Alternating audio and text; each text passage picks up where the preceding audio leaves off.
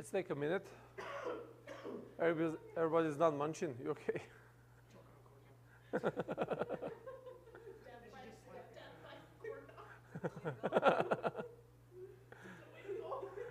Do the Heimlich. Do the Heimlich. Oh, that's how he choked. You slapped him? Yeah. Oh, okay. He started laughing because of that. He said that he gave all my candy away to Josh. And I was like, Sean, I didn't think it'd make a sound.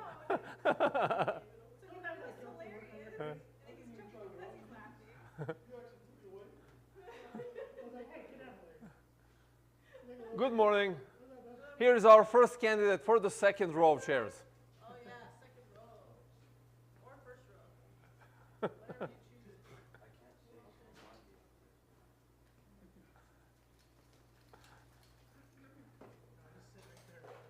choose. Yeah. Yeah. You are one of those in the teen group, you know. Yeah. Okay, let's take our minute for the prayer of presence, and then after that, Sean can say a prayer.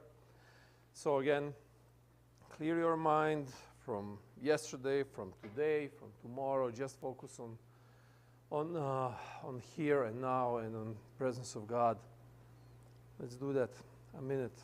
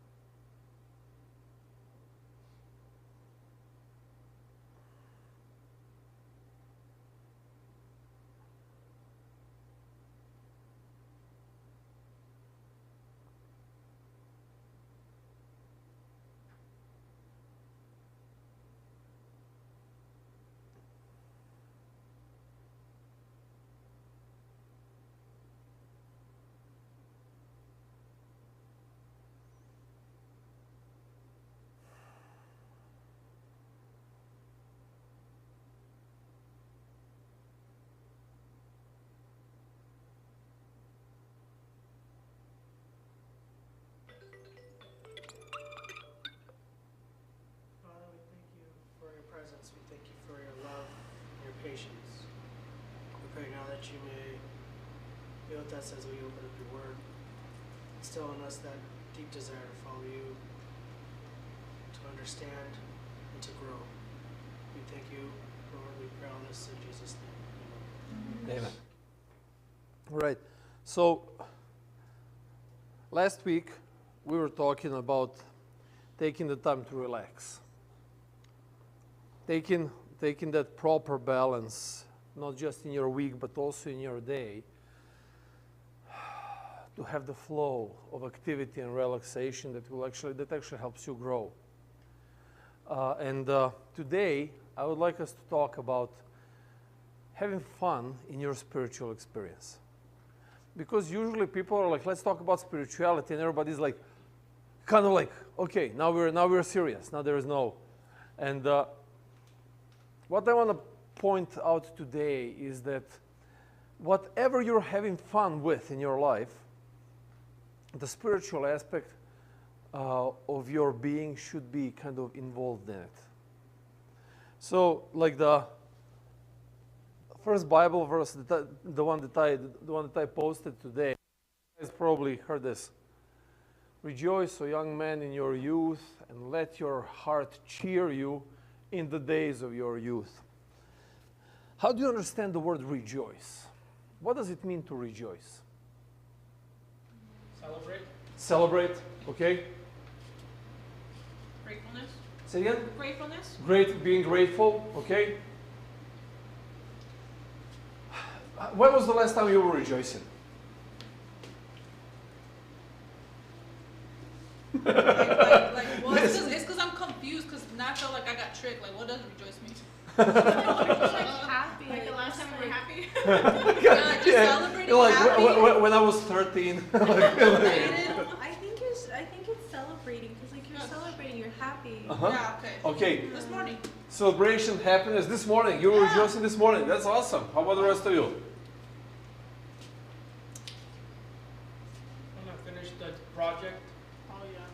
How long ago was that? October. Oh Lord, you didn't rejoice for a long time, my friend. You're way overdue. Like, this is horrible. But couldn't count that also that be like kind of like when you're like bumping to the music in your car and you're just like feeling like good, you know, like you're just like, yeah. Like, isn't that? I feel like that's also celebrating. You're like happy to be alive.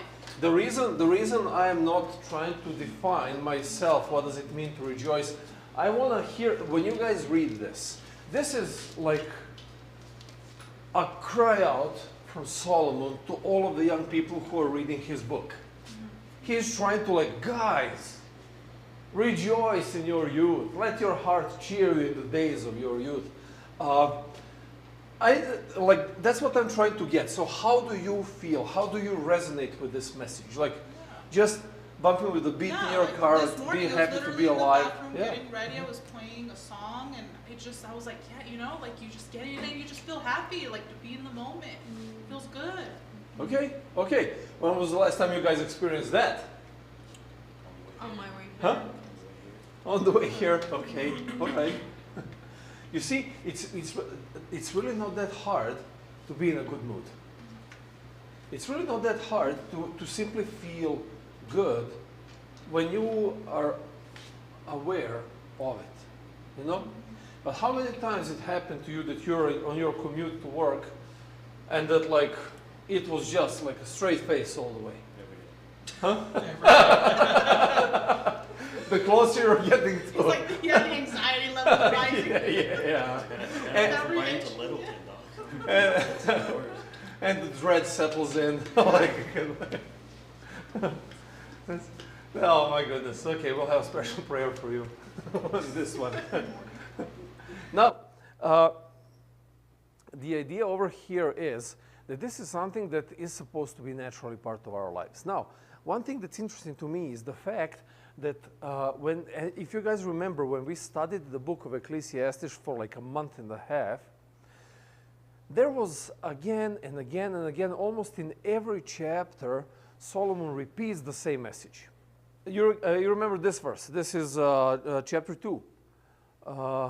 And this one is very similar kind of to literally like another dozen of verses in there. There is nothing better for a person than that he should eat and drink and find enjoyment in his toil. This also I saw is from the hand of God.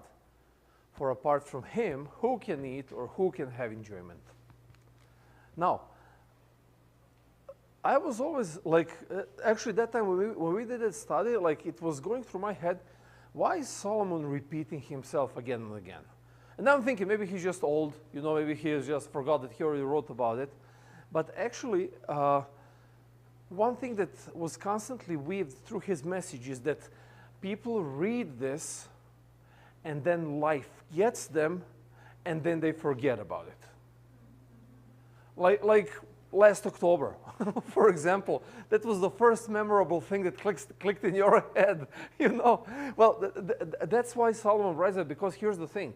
Nothing really changes through the generations. We kind of feel that we are a different generation, and yeah, we are. And yes, the life evolves constantly, and yes, there are numerous things that are different, but then, as long as the humankind has been around, there are some things that simply remain the same, that are weaved in our nature. Like it's pretty cool when you read some of those translations from Egyptian papyrus stuff that they found. They had like the work orders, they had complaints about service, they had people worried sick about their kids. They even had one Egyptian man left his inheritance to his cat, and you can read about it. And then actually, how they found it is they found like they opened one of the grave sites, and they found a mummified cat. And then cat was kind of surrounded with stuff, and that's where they found this papyri proclaiming that this cat inherited everything that this man had. So the reason I'm saying that is like there is a lot of things that don't change, and they're part of our human psyche. And the reason Solomon goes back again and again and again on this, because he knows that even us today, we get stressed out all the time. We get anxious all the time. We forget to think of here and now and focus on back then, or focus on in a month or next year or whatever. And then we create ourselves the environment that is not as joyful. So, having fun every day. If somebody tells you, I'm having fun every day, what is the first thing that crosses through your mind? How does that lifestyle look like? Jobless. Huh? Sounds Jobless. jobless. Okay. Irresponsible. Irresponsible. Yeah, like chronically sunny. Chronically sunny. chronically sunny. Yeah, like a little delusional. Oh, okay. Chronically sunny. Maybe I don't want to answer it. Huh? Maybe I don't want to answer that. I had someone come up to me and they're like, how are you always happy? How are you always smiling? And I was like, don't know what to tell you. Like, I have phases in my life. I'm very happy with what I have. Like, life still sucks. You know, certain things happen, but, you know, get a positive mindset. I was like, I don't know what to tell you. But I was like, okay. Okay, so Are you these are kind of two different things. Like one thing is being happy all the time through whatever you're going through, but it's a little bit of a different thing having fun with everything you do. So, I was talking about like how they had a really like what made them happy last working on certain of my clients. They made me laugh hysterically, and I enjoyed that so much. like things make us laugh every day. Do you laugh every day to those things? Things amuse us every single day. There are always an array of amusing things all around us. Do you notice them every single day? The thing is that the world that we live in is very amusing.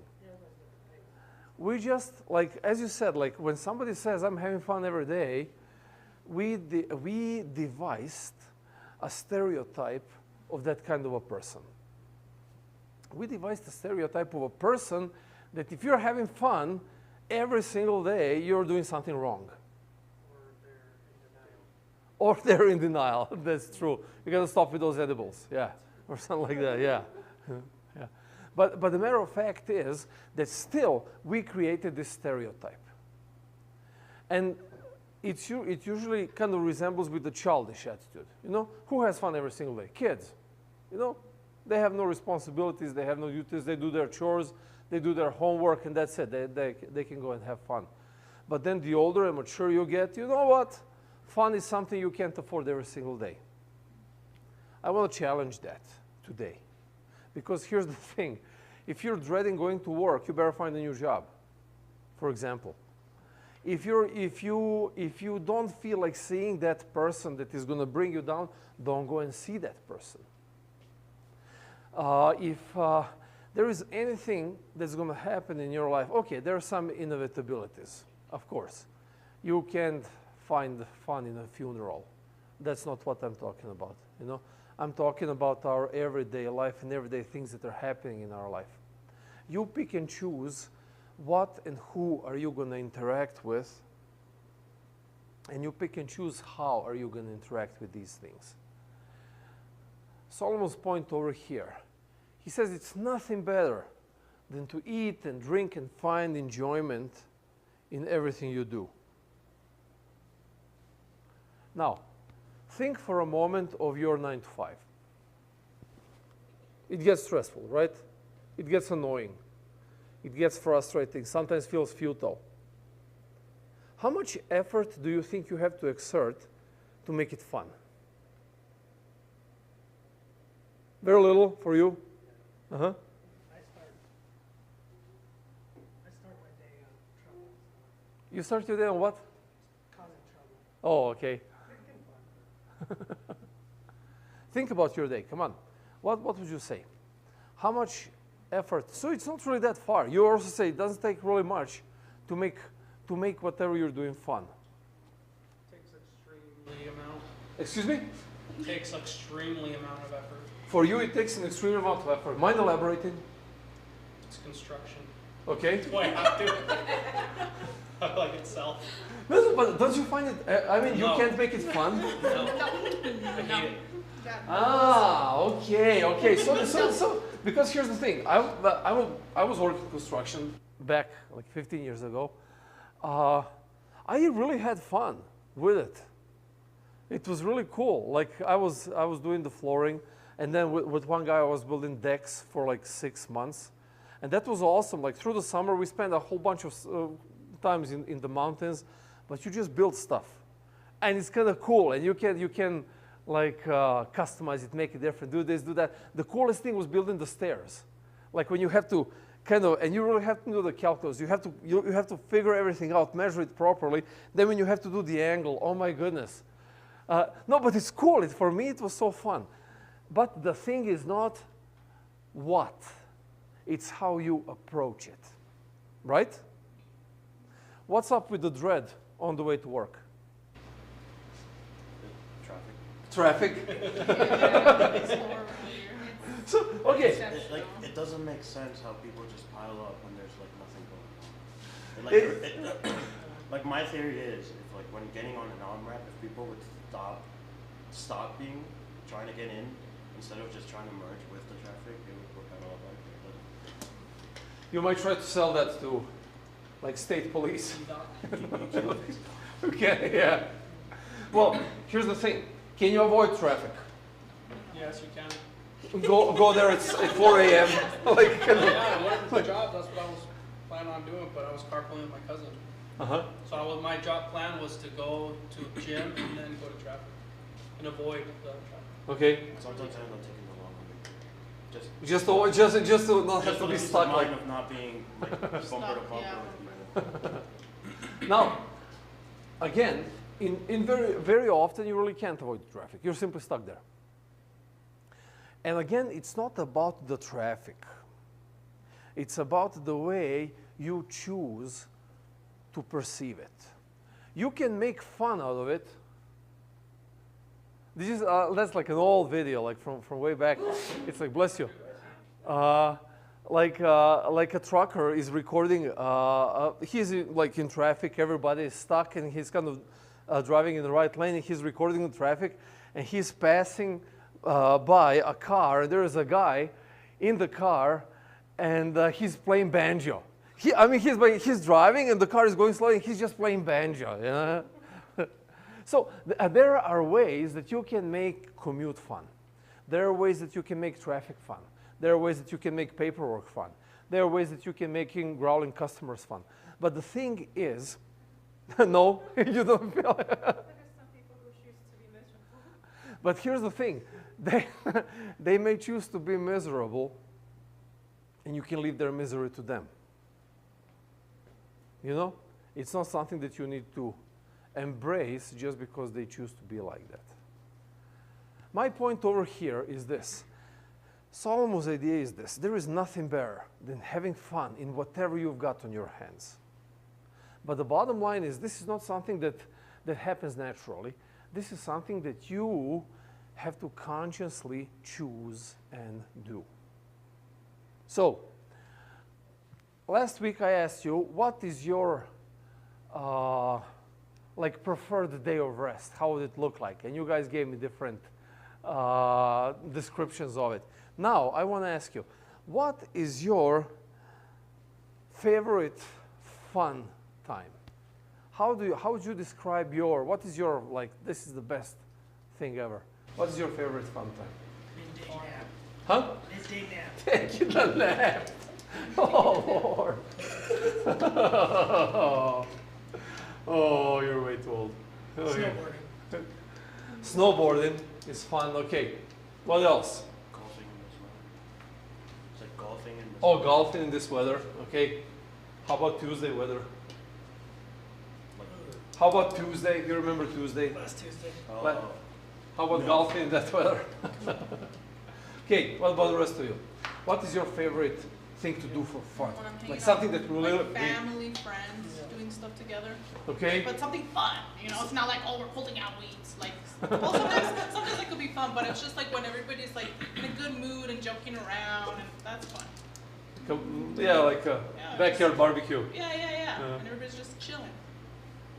Spontaneous day trip. Uh-huh. Okay. It's great. Going up to the mountains, eating good food, hiking, going swimming on top of a lake. Okay. Just surreal. So essentially, the definition of fun over here is completely devoid from your 9 to 5. That's what I hear, right? Okay. Guess I can relate that. Thursday I went flying. We flew to Greeley and back, and it was awesome. It was bumpy, and I started freaking out in one moment. No. So there is one thing. So airplane, like for example, you want to fly somewhere, you have to get to a certain altitude depending on the airspace, and then you don't have to kind of hold it. You just adjust the trim on the airplane and like adjust it for like a 5-degree incline, and then the airplane goes by itself. So I just wanted to try kind of to feel how it feels if trim is just completely lined out, so I can do it by myself. And now Tyson, the guy that is teaching me, he was making me talk to the air traffic. So I'm kind of holding the airplane, I'm talking, and the turbulence hits. And we just like, whoop, kind of drop, and you know, you feel that zero gravity, like, and I just kind of like cut myself, like, what am I supposed to say? What am I supposed to do, you know? It's like, okay. And the worst thing that you can do is like grab the yoke with both hands. They call that the grip of death. Because then the instructor has to fight you, you know, if you're kind of stuck there. And he's like, let go of your hand, let go of your hand. But it was fun, you know, it was freaking out, it was so, yeah. No, but again, fun stuff involves some kind of form of excitement that not distracts you, but kind of just changes the environment in your head compared to your 9 to 5. Now the real question is, can you incorporate the fun element into everything else you do? Because the point that I want to make today, and we're going to go through the New Testament, Jesus managed to do that. He managed to incorporate fun into his stuff. So we read the New Testament and we have an impression of a very rough experience of that time of his teaching. But that really wasn't the fact if you imagine his 9 to 5. So like, this is what he used to do. So he's partying, first thing. And this didn't happen once. This happened numerous times. Find the Bible. Find this verse. Let's read this together.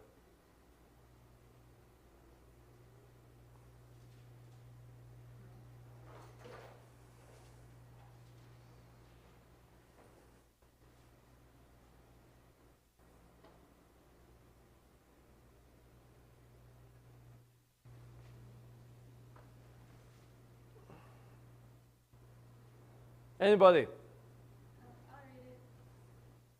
For John came neither eating nor drinking, and they say he has a demon. The Son of Man came eating and drinking, and they say, here is a glutton and a drunkard, a friend of tax collectors and sinners. But wisdom has proved right by her deeds. So obviously, Jesus was called out several times, not just once, about him. Once it's mentioned that he went partying. You guys remember when was that? Anybody? That was the wedding, exactly. Okay, then there's more than one, I guess. yeah.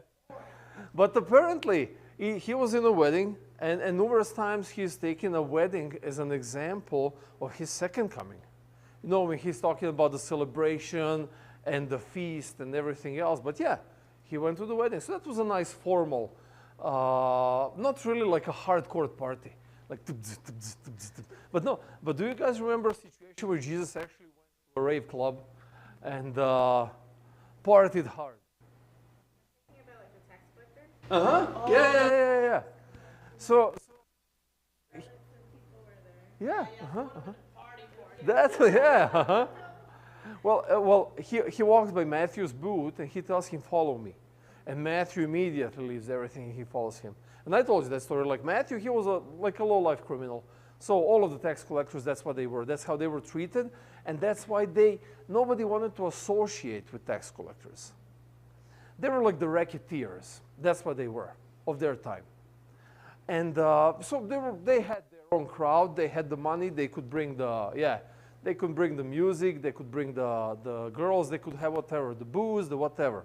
So Bible says it's evening. And Matthew throws a party, and he invites Jesus because he wants to tell all of his friends that he's going to be a disciple of a rabbi. You guys remember that story?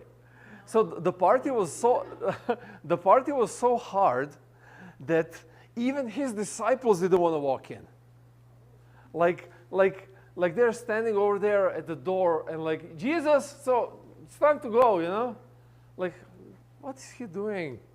And he's over there on the floor teaching, you know? And then the Pharisees show up. You remember? Pharisees didn't want to come close. That's how party was hard. They didn't want to come close. They kind of talked to his disciples like, why is your teacher like over there, you know, in there with all of these sinners and prostitutes and whatnot? What in the world is he doing? What kind of a teacher is this? And then Jesus sees them through the window, you know?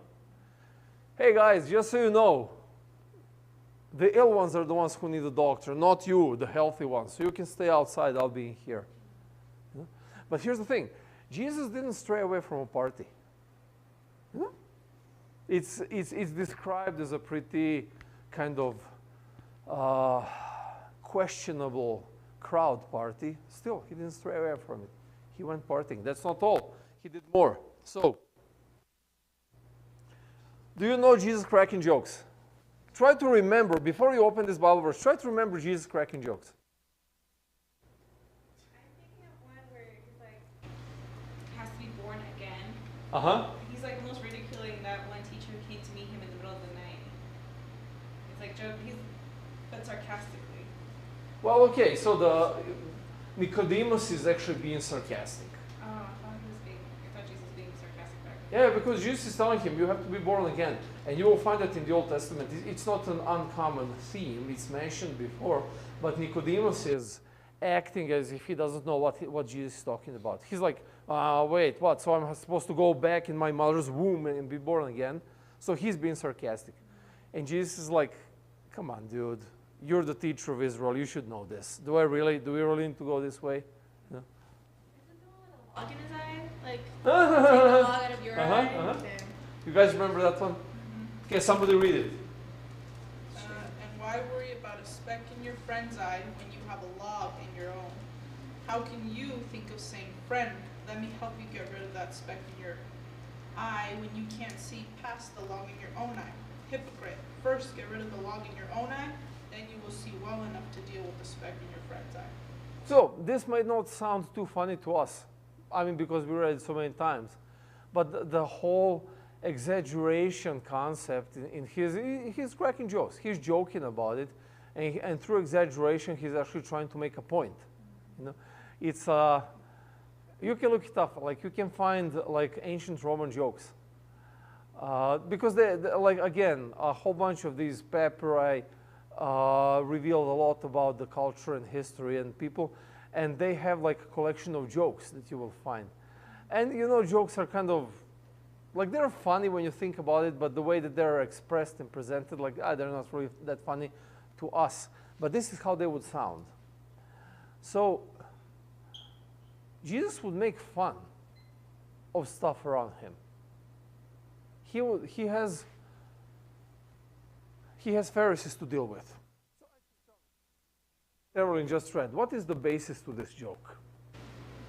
The basis? Yeah. Like they think they're better than someone, but they're also being a hypocrite.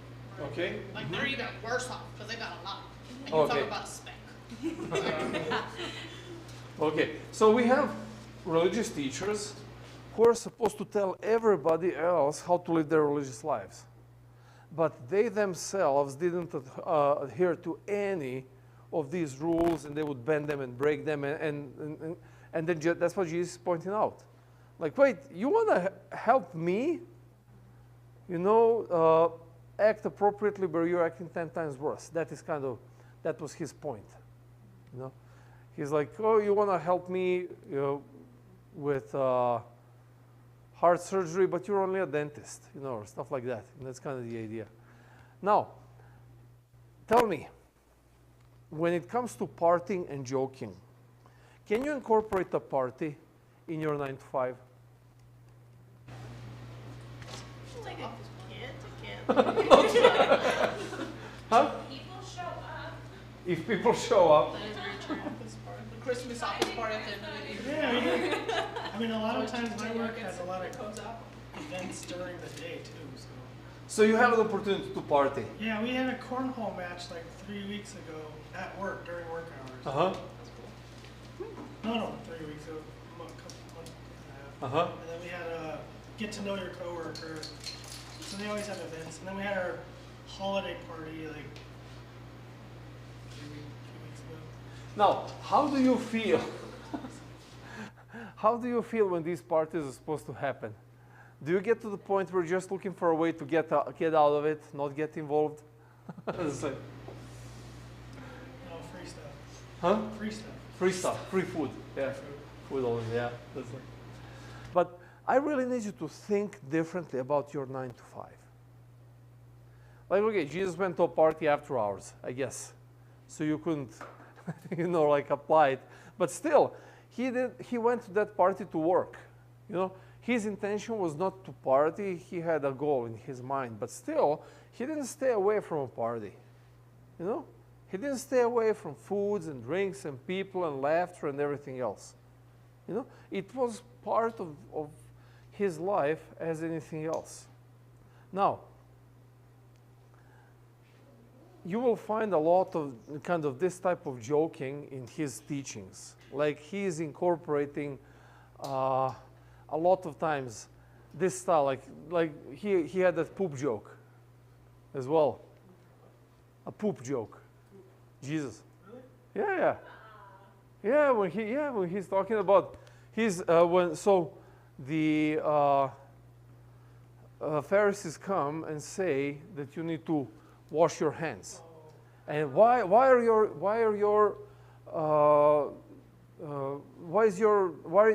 did he say, like, why is your teacher not washing hands or whatever it is, you know? And Jesus tells them, well, here's the thing, guys. You may think that what defiles you comes through your mouth, but actually what really defiles you, what comes out of your mouth, because whatever comes in you, it's not going to defile you, you're going to just poop it out. You know, it just comes out through you, you know? You guys don't remember that? The one I remember is like the cleaning of the cup on the inside. Oh, that's another one. Yeah. Uh-huh. You clean the cup. Yeah. That's also a good one. Like you guys, you guys do your dishes and you only clean the stuff on the outside and you leave it all crusty and moldy on the inside. Is that how you do your dishes? Yeah. That's what Jesus describes. Yeah. No, my point with this, I want you, as I said, I want you to think differently about your 9 to 5. Like you don't like construction. You don't like commute. You are overwhelmed with people being miserable. Whatever is on your mind, can you make it amusing, at least for yourself? Yeah, you can. Yeah. It is a mind shift and a choice. Because, like, for example, I used to have a really long commute going up to Fort Collins every day for school. And, like, sometimes I thought I was going crazy. But then I was like, all right, well, I know I have to do this for a certain amount of years. So that's when I started getting into podcasts and all this stuff. And then it made it so much more bearable. Okay. So it's like, okay, I always think back to that example and I'm like, okay, because right now I do paperwork for my dad and his company. And sometimes I hate freaking paperwork and I hate sitting down. But I've started thinking like, okay, well, who knows? Right now, this is the season I'm in. How can I liven it up a bit? You know, maybe listening to something or playing music, or I don't know, making a little game out of it.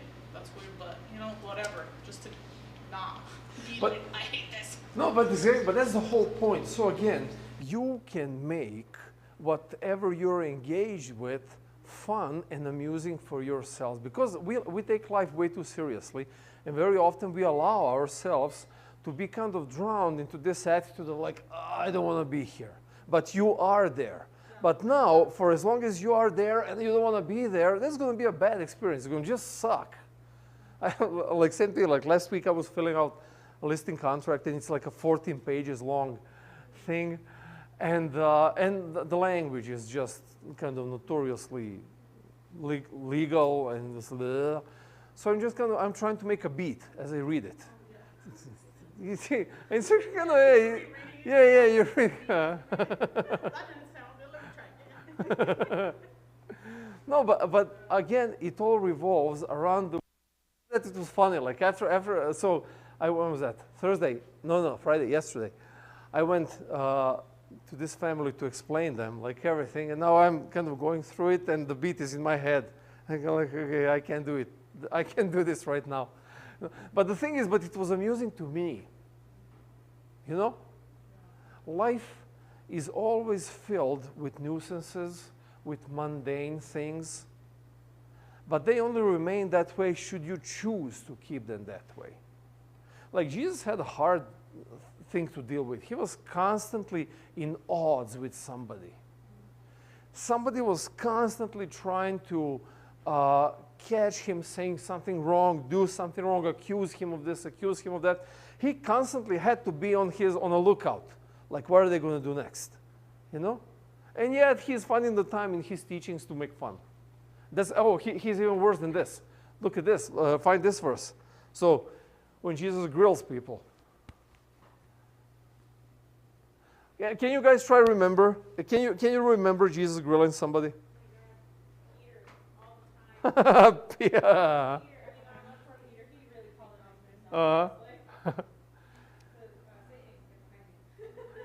Yeah. That's pretty rough. Yeah. Huh? At the temple. His parents. Okay, yeah. His parents at the temple. Yeah, that was kind of funny. Yeah. Somebody read this 3:17.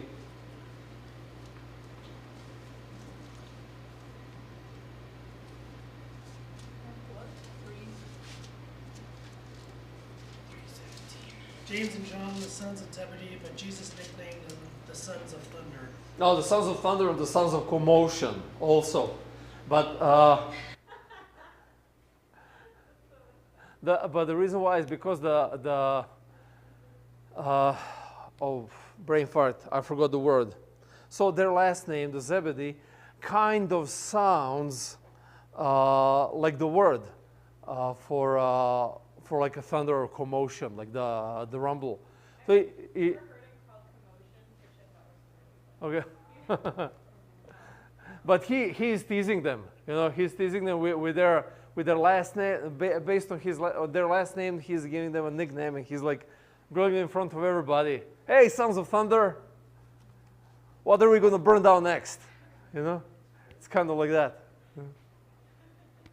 Okay, how do you guys like grilling? It depends on who it's coming from. If it's someone that's really close and someone that I really love and care about, if they're grilling me about something, I find it hilarious. Because then I can always throw it back at them. How many times you grill somebody without them being present? Like in a good way or in a bad way? Oh, there's a good and a bad way? Roasting. Yeah. No, you're roasting. Oh, it's We just roast roasting. Philip all Not the not time. grilling, like you're roasting somebody, right? Oh, Yeah. that's different. Yeah. Did you That's hear We that? roast Philip all the time. And it's always fun. It never fails. He's never here for it. Grilling's different. It's because it's true. Like you can't compare grilling and roasting. It's two different words. Uh-huh. So that's No, why. that's what I said, but I don't think that's what he's talking Okay. about. Yes, grilling. So maybe I misused the word. So when I say grilling, that's when you're really I don't know, when you're on somebody's butt, you know, trying to get them to kind Well, of that is get the grilling. point. Yeah, that is grilling. Huh? Yeah, so then I To was make them better or roasting just to make fun of? Huh? To make them better or just make fun? Actually, no. When you say roasting, that's when you're on somebody's butt just to make fun, right? Yeah, that's Oh, roasting. okay. Oh, okay. Oh, okay, then Right. Karina was saying that grilling is kind of like when you're interrogating someone. Oh, okay. Yeah. Yeah, okay. that's true. All right. Do both. Then maybe I misused the word. Maybe I had a different thing in mind. Maybe roasting would probably then be a better. Yeah. Okay. That's more what Yeah. you're going for. Are we going for roasting or are we going for like trying to make them better? Let's go for roasting. Okay. Yeah. That's Because Yeah. suddenly it feels better, right? Yeah. It's not Like roasting has no other purpose but to laugh about it, right? How often do you do it? Every day. And it's always fun, right? Yeah. Okay, what makes it fun? What makes roasting so enjoyable? If everyone's like in a good mood about it, at least you're both in the same kind of agreement.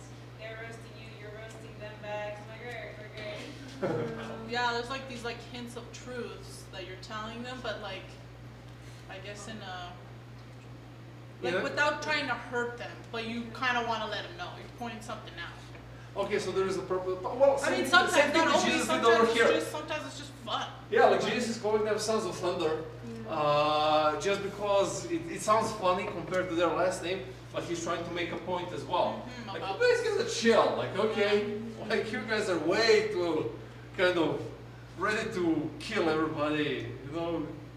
All right, so can you incorporate something like this on a regular basis in your? Actually, you already do. I roast myself all the time. Sometimes you gotta, cause you're like, dang, I gotta get it together, but it's a little funny. Now, again, it's a mindset. It's a mindset where this kind of happens because it's just on your mind to be amused with it and have fun. You know, how many times people get like, come on, this is not the time or the place. Yeah. There's plenty of time. Yeah, exactly. Yeah. So, but there are some people who find it never to be a time and a place. You know. Those are the boring people. Yeah. Yeah. I remember as a kid, we were at like my mom's cousin's wedding, and me and my cousin were like 8 or 9, and our other cousins, or like second cousins, third cousins, whatever, they're all the same age, and me and him were just having fun, loud, whatever, and they were telling us to act grown up. To grow up and act, and I was like, dude, we're kids. We're acting like, Right. but it's like you're 8 and 9 years old. Like, When are you gonna grow up? when are you gonna grow up? I'm like, Like 10 so as years an from adult, like, everyone's always telling you to grow up. So So it's, it's just it's like, even funnier when you see an 8-year-old telling to a 4-year-old, "Come on, grow up." And you see, that is another concept. We're going to talk actually about it this a little bit later, but then actually we can talk about it now. So another concept of adulting. So adulting always entails essentially loss of fun in life. Because you have to pay the bills, you have to do that, you have to act this way, you have to dress that way, and so on, because the society expects you to act like an adult. And probably the worst thing that I really don't like hearing is like, act your age. Like, first you assume my age, second, you know. Yeah, Jasmina has that attitude, like, screw it, I'm 23, I don't care. Like, that's it, I'm stuck there, I'm going to stay there. You know? But that also has a place in the way you live your 9 to 5. Because, yeah, in a formal setting, in wherever you yeah, of course, use your common sense. But the matter of fact is, very often in our society, we are expected to act our age. And you can choose to abide by that, or you can choose to dismiss it. And I challenge you to dismiss it. Because if you don't enjoy it, then what's the point? If you don't have fun in whatever is happening, then what's the point? If you don't find meaning and purpose in it, then what's the point? The only reason we engage is because we feel that we have to. But essentially, there is nothing we really have to do, especially not in this country. Did you have your hand up? my job, I literally jump scare old people all day. And like I always say, like torturing them at a light harness, but I literally jump scare at least like 4 or 5 people a day. So you're just waiting for a heart attack to happen. I've lessened it, but yes. I tried to scare some, well, 2 of them yesterday at least 4 times. They're good. You know the payback is coming. They're going to do Also my patience,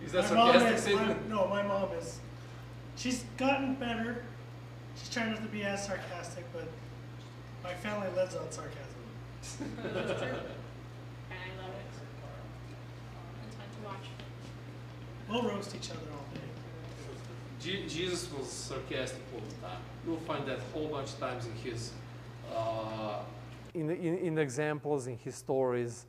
He was the type of person who's like had dry humor. Yeah, It's like, I mean, I understand his problem. So he sees everything through this different lens. He sees everything past the cultural, past the religious teachings. He understands all of these schemes of the Pharisees, and he sees all of the people being stuck in it, stuck in this idea of a military Messiah, stuck in this idea of a kingdom of God actually being kingdom on heaven and so on earth and so on. And now he sees all of this, and he sees that they're not getting his points, so he starts being sarcastic. Because at least people are like, that's funny, okay, we get it, you know? And like the funny, even you remember that story of the sower?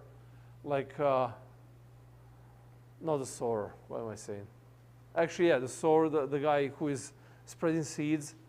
No, and he says like he's spreading seeds, and some seeds fall on the road, some fall in the rocks, some fall in the thorns. They're like, what kind of a sower is this? Is this like his first day? Or what, you know? He's wasting so much seeds. Like, what's wrong with it, you know? But he's getting their attention, and he's getting the point across. Like, this guy should be fired, you know, for all of the seeds that he wasted. But again, my point is, think of your 9 to 5.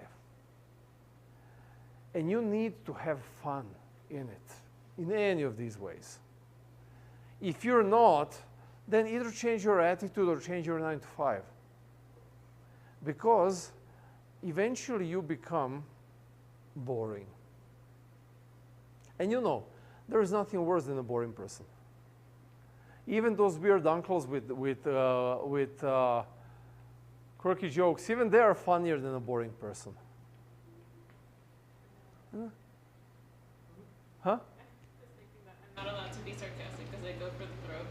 Oh, but that's what makes it fun. Oh my gosh. Yeah.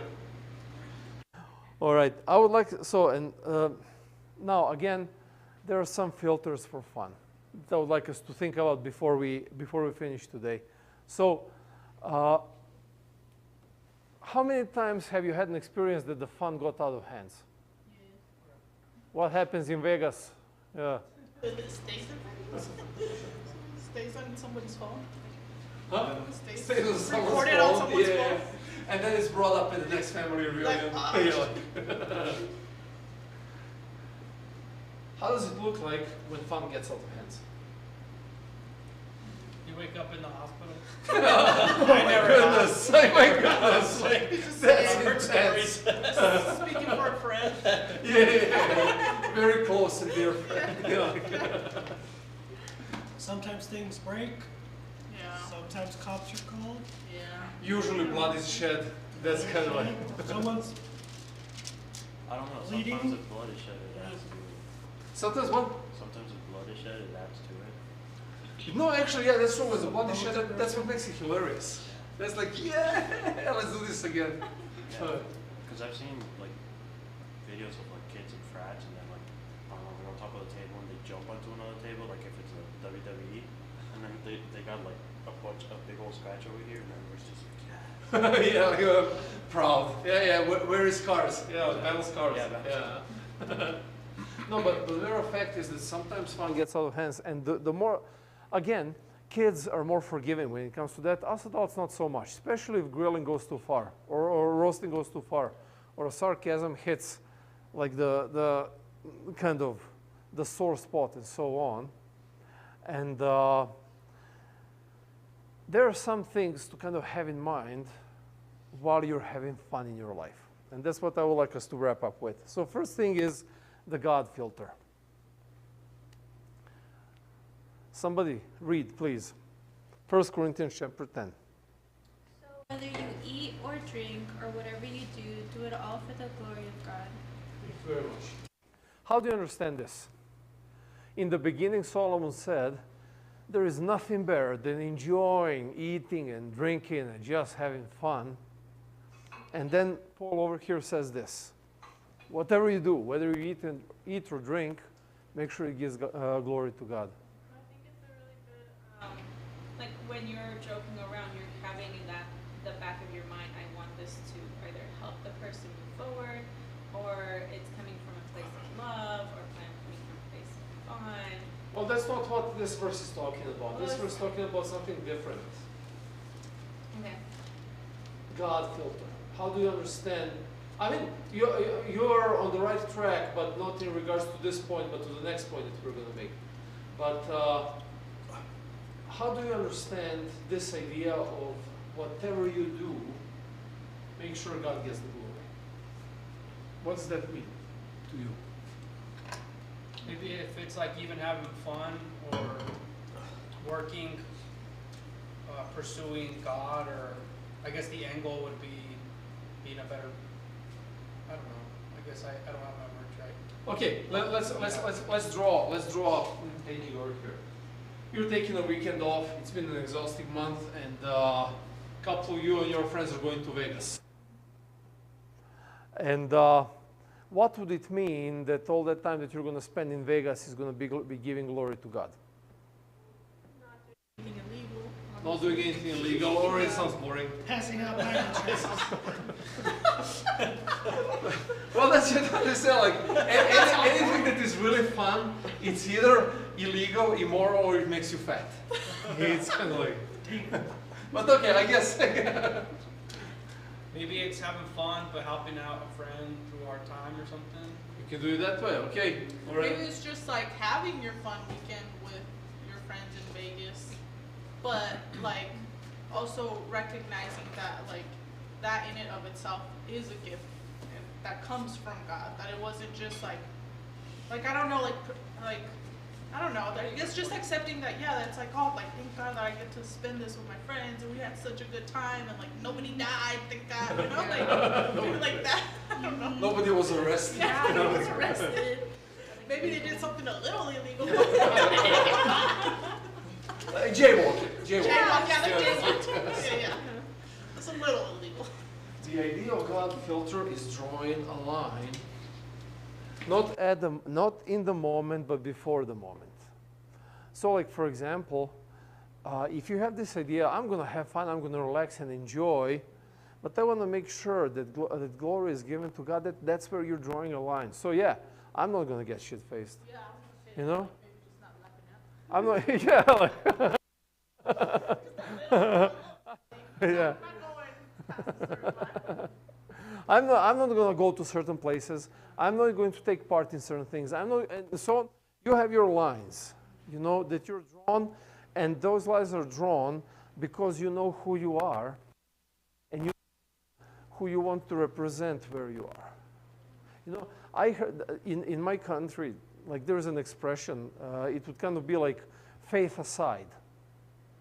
Like, faith aside, let's deal with this. Which means kind of like whatever, I mean, we're Christians, you know, and so on. Let's put that aside and let's finish this off and do it, and then we're going to go back to being Christians again. And that's, again, Serbian people are not really. Just like roll it out and just That's exactly what that means. Yeah. So that's something that I really challenge you not to do, because party can get very easily out of hand if you're not aware of your lines. And the moment you are aware of your lines, some will respect it, some will not. But really, the question is not whether they're going to respect your line or not, but whether you're going to respect your line or not. Because bottom line is the party is going to end. And that morning after, hopefully not in a hospital, you're going to look in the mirror and you're going to either be the guy who crossed the line or a guy who stood his ground. You know? And the idea of giving glory to God is that God, I mean, there is nothing wrong with having fun. But the moment the actions turn into something that is really not giving glory to God is the moment where you draw a line and say, no, this is my filter for fun, I'm done. I'm not taking part in that there, I'm not doing that, and so on. Make sense? Kind of fellow. Romans chapter 14, verse 21. Laura touched on when she started talking about the first filter.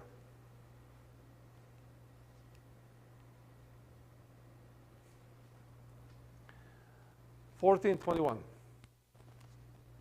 good not to eat meat or drink wine or do anything that causes your brother to stumble. Thank you very much. Now, this is something that kind of. Who is a party pooper? Vegetarians. Vegans. Vegetarians, you can throw an egg. You can throw an egg at them, you know, but vegans you can't. For the people watching at home, our sister's vegetarian, so don't take it personally. So,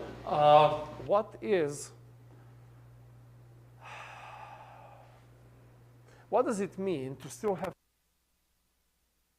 but then, in that process, not hurt anybody? Really make fun more boring? No, I don't think so. I think it's just like how, you know, they say, like, know your audience. Uh-huh. Like, if, let's say that I knew that I went to, like, I had a friend that was visiting and we went out, and let's say that that specific friend maybe had a history of, like, being very uncomfortable around, like, let's say, like, drunk people or, like, loud party music because of their history. And I knew that, it wouldn't be very conscious of me or very kind of me to take them to an environment where I know they could have, like, anxious, you know, flare-ups or whatever. And if anything, I would just be like, oh, you know, we could pass by, say hi, and then we're out of there. Being just conscious of my friend and then still have fun in a different way. So having fun with courtesy. Yeah, with kind of like courtesy, that. just knowing, you know, people's situations, because not everyone has fun the same way. Thank you. Why are we always, though, associating all the fun with alcohol? I was just, Yeah, that's exactly. just the thing we were on right now, that's why I was like, oh. But then it's also, like, what she was saying too, but then also, like, inviting your friend to a party where there will be drinking, but your friend also had a drinking problem. Right, Yeah. yeah, that would also be like, maybe that's not a good idea.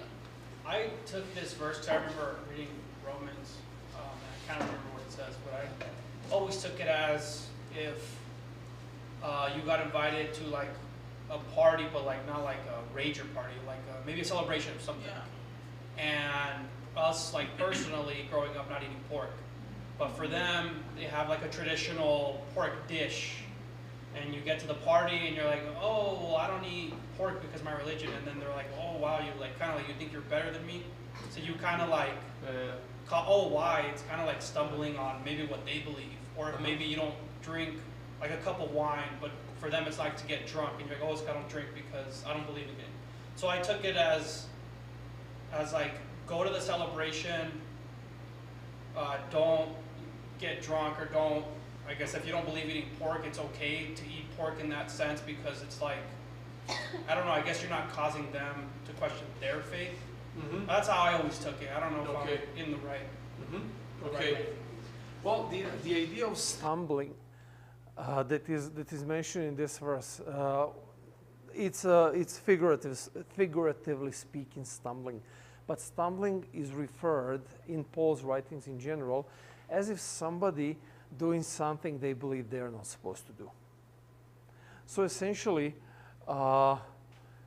if you are having fun, and in that process, wherever you are, whatever you do, there is somebody there with you, and you know, like pretty much what you mentioned, like you're inviting a friend to a party, you know there will be alcohol and he has a drinking or he had a drinking problem.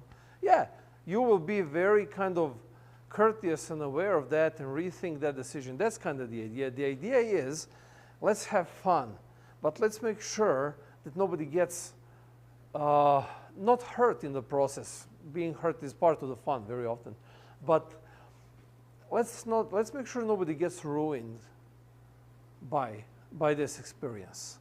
have in mind, be aware of people around you when you're having fun. Like even when you roast somebody, you're cautious about what you're going to say because you know that you can get much worse knowing that person, but you don't go there because you know it's that's not the have boundaries. Yeah, exactly. Yeah.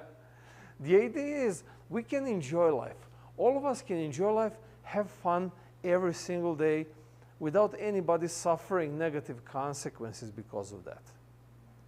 If they make a choice, it's their choice, but you make sure that you didn't contribute and encourage them into making a choice that they're going to regret later. That's kind of the idea that Paul is trying to put over here. And then the last filter is just continuation of this verse. So verses 22 and 23. Would somebody please be kind to read?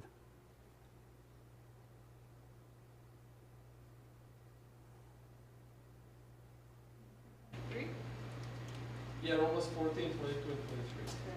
Says, but if you have doubts about whether or not you should eat something, you are sinning if you go ahead and do it. For you are not following your convictions. If you do anything you believe is not right, you are sinning. That was it, no? No, 22. Oh, maybe 23. Wait, where's 20? Oh, yeah, I read. Oh, I missed 22. Yeah, You may believe there's nothing wrong with what you are doing, but keep it between yourself and God. Blessed are those who do not feel guilty for doing something they have decided is right. So that was 22. Yeah. So the whole idea over here is this. So make sure that you have myself filter applied as well when you're having fun, because there is nothing worse. And seriously, this doesn't go away that much with age. There is nothing worse than succumbing to peer pressure. You know, sometimes peer pressure is good. It pushes you beyond your boundaries of kind of comfort, and you take part in things that actually help you grow out of your shell and so on. But at the same time, very often peer pressure pushes you into acting, behaving, and doing things that you really tomorrow morning like, what did I do? So Paul over says, this is what he says. If you feel okay with this that you're going to take part in, if you think that this is perfectly fine, then go for it. You know what? You're giving glory to God. You're taking care of your fellow friends around you. Yeah, go for it. Enjoy it. But here's the thing. If you feel bad about it, if you think this is the bad thing to do, this is the wrong thing to do, then that's not going to be fun for you. You know? And very often we do things because everybody else does them, because you're part of a group, because this or that, or who knows whatever reasons there are. And then we dismiss this filter, and then we regret it later. I have a question though. What if, like, because I've always thought about it every time I read this, I'm like, well, what if you were raised believing a certain thing that you don't maybe necessarily agree with, or that it's not necessarily wrong, but you were so like it was just engraved in you so much since you were a kid that it almost feels like that is what you have to believe or do or whatever in whatever situation, but like it's not technically wrong. Is that still, and then you do it because it's not technically wrong, is that still considered a sin? Because I'm like, I guess what I'm thinking is like for example, people that, let's say that they're in a cult or something, and they're doctrinated to believe a certain way, and then it's like all the outside people are like, no dude, don't, that's not right, that's whatever, but for them it's like, no, that's what I was raised, that's what I believe. Well, okay. Again, we talked about this last year when I told you that you literally, if you really want to deepen your spiritual experience, you have to challenge and question every single thing you believe. Right. And make sure that you have a proper foundation for these things. Like, you remember we were talking about it, like the Adventist, all of the Sabbath rules. Oh, yeah. like if we are going for a walk by the lake, you can only get in the water until your knees. Right. And everything after that is a sin. You guys remember that? Yeah, or like for example, me, one thing that I used to think a lot about in high school is like not playing sports on Saturday. Like I couldn't play active sports at school, and for me it was always like a struggle. Like, is that bad? Like, how come other churches do it, but I can't do it? And I was like, God, I don't really think it's bad, but I was told it was bad. So then it was like a struggle between that. that goes, what we're talking about right now kind of steps away from this topic and steps into another topic, and that is, what is the foundation for your beliefs? Because very often foundation for our beliefs, very often we don't even know where do our beliefs come from. Like very often we just adopt them either from parents, from church, from people of authority, from role models, from whatever, you know, and then we just adopt them at their face value, the way they're presented to us, and we never really kind of evaluate them and question them and say, okay, is this something, I believe this is truth, but is it really truth? You know? I believe that God is this way or that way, or my actions are this or that way, but can I really, is it really going to pass a test of rational, moral, ethical, and so on? You know? And very often you come to a conclusion that it's just silly. Like it really, a lot of those things are silly, like playing sports on Saturdays. Like, I mean, you guys remember when we started playing sports on Saturday afternoons in Nevada, you know? And there were some people who were throwing a fit about that big time. And then I had to argue with them about it.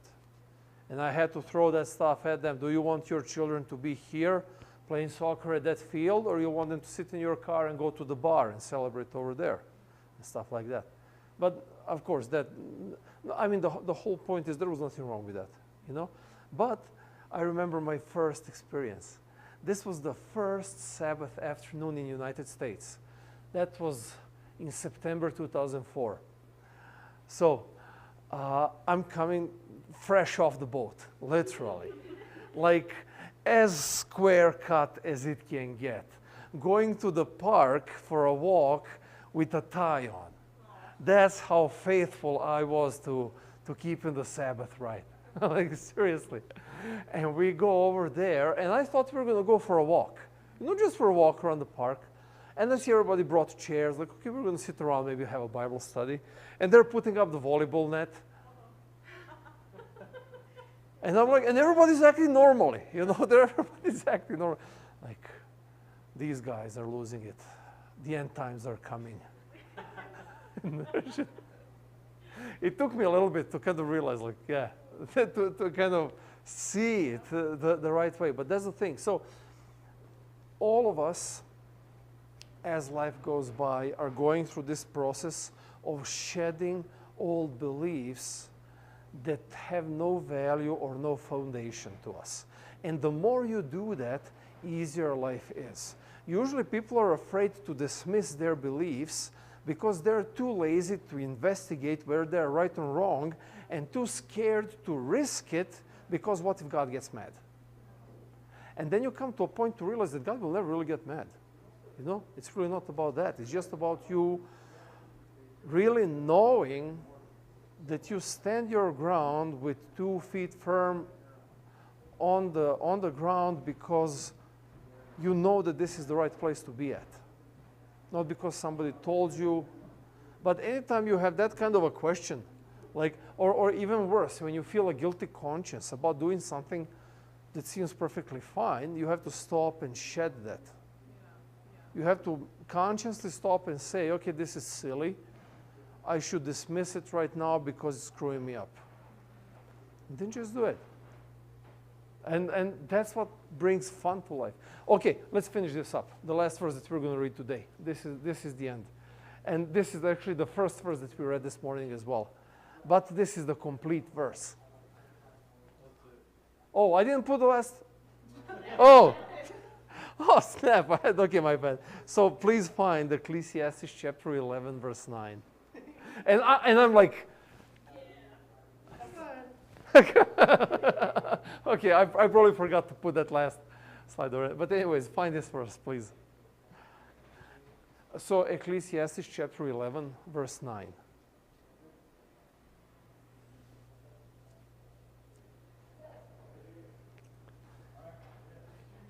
Okay, somebody be so kind to read it from beginning to the end. Rejoice, O young man, in your youth, and let your heart cheer you in the days of your youth. Walk in the ways of your heart and the sight of your eyes. But know that for all these things God will bring you into judgment. And you see, there is kind of that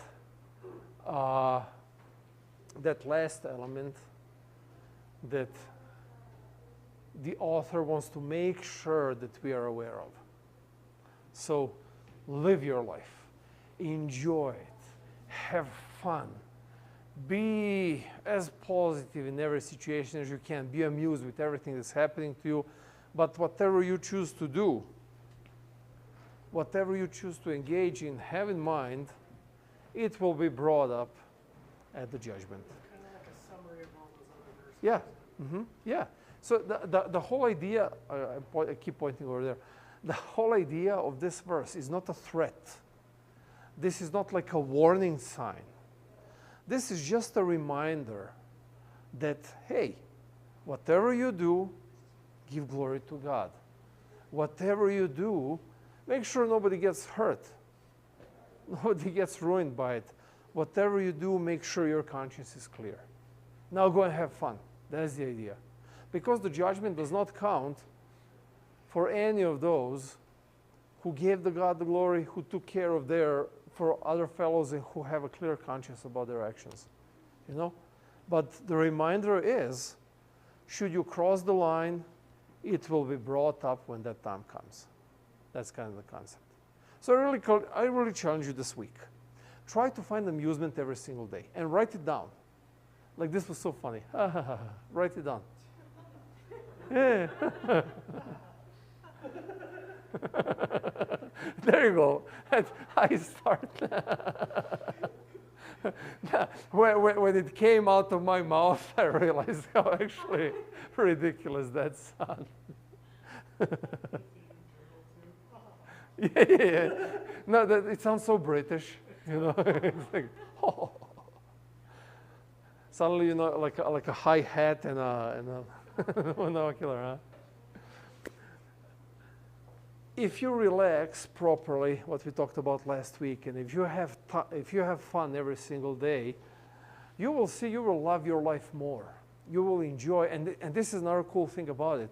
People around you are going to enjoy being around you more. You can't avoid interacting with people. My job entitled people. Majority of my job. Yeah.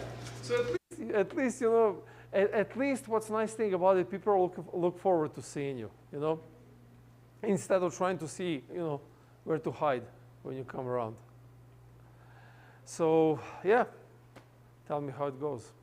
Post it on, I'll try to remember to post it, but yeah, post it on our church Facebook page or Instagram page, and just let's kind of, let's share the experience and see what made you amused today.